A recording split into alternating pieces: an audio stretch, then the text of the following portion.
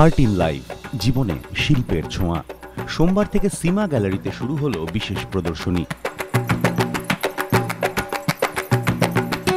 মধ্যপ্রদেশের বস্তার থেকে বাঁকুড়া, এক ছাদের তলায় দুই রাজ্যের ডোকরা শিল্প।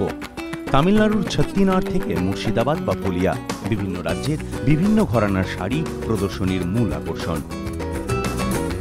শাড়ির পাশাপাশি প্রদর্শনীতে জায়গা পেয়েছে চুড়িদার, স্কার্ট, ব্যাগ, চাদর ও ফেব্রিক কালেকশন।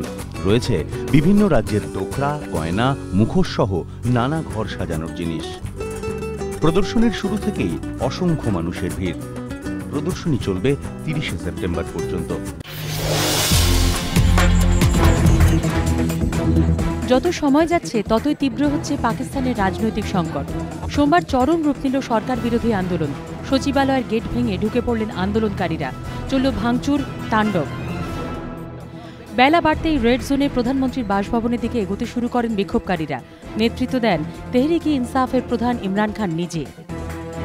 বিক্ষোভকারীদের বাধা দিতে সর্বশক্তি দিয়ে ঝাঁপিয়ে পড়েন নিরাপত্তারক্ষীরা। বেঁধে যায় পুলিশ বিক্ষোভকারী খণ্ডযুদ্ধ। আন্দোলনকারীদের হঠাতে কাঁদানে গ্যাসের সেল ফাটায় পুলিশ, যদিও তাতে বিশেষ কাজ হয়নি। এরপর পরিস্থিতি আরও জটিল রূপ নেয়। ইসলামাবাদে পিটিভির সদর দপ্তরে হামলা করেন বিক্ষোভকারীরা। ভেঙে গুড়িয়ে দেওয়া হয় এই সরকারি খবরের চ্যানেলের দফতর। অভিযোগ, মারধর করা হয় সাংবাদিকদেরও।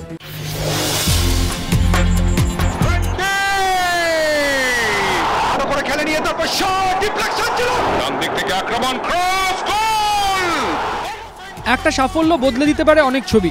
ম্যাচের আগে এই কথাই লোবো বার্তোসদের বুঝিয়েছিলেন ইস্টবেঙ্গল কোচ আর্মান্দো কোলাসো। আর রবিবাসরীয় ডার্বি ম্যাচের শেষে ইস্টবেঙ্গলে যেন হঠাৎ করেই বিতর্ক সব উধাও।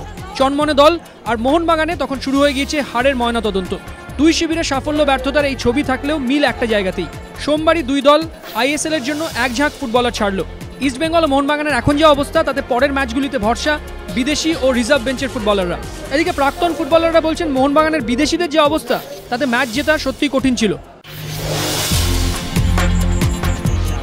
লা লিগায় ভিয়ারিয়ালের বিরুদ্ধে কষ্টার্জিত জয় বার্সেলোনার। আক্রমণের পর আক্রমণ শানিয়ে গেল প্রথমার্ধে ভিয়ারিয়ালের জাল ভেদ করতে পারেনি কাতালানরা। ইনিয়েস্তার অনুপস্থিতিতে এদিন বার্সার নেতৃত্ব দেন মেসি। তবে জয়ের জন্য ম্যাচের শেষ মুহূর্ত পর্যন্ত যুঝতে হয়েছে বার্সাকে। নাইজেরীয় স্ট্রাইকার উচেকে ছাড়াই এদিন নামতে হয় ভিয়ারিয়ালকে। তবে কোনো সেন্টার ফরওয়ার্ড ছাড়াই এদিন নেমেছিল ভিয়ারিয়াল। তবে তাদের জমাট রক্ষণভাগ বারবার মেসিদের সামনে দেওয়াল হয়ে দাঁড়াচ্ছিল। বিশেষত গোলকিপার সার্জিও অ্যাসেনজোর অসামান্য পারফরমেন্স। দ্বিতীয়ার্ধের পরিবর্তে মাঠে নামেন 19 বছরের স্যান্ড্রো রামিরেজ। রামিরেজের এটি প্রথম লা লিগা ম্যাচ, আর প্রথম ম্যাচই গোল। সৌজন্যে অবশ্যই এলএম10। মেসি লো ক্রস শট থেকে গোল করে দলকে জয় এনে দেন রামিরেজ।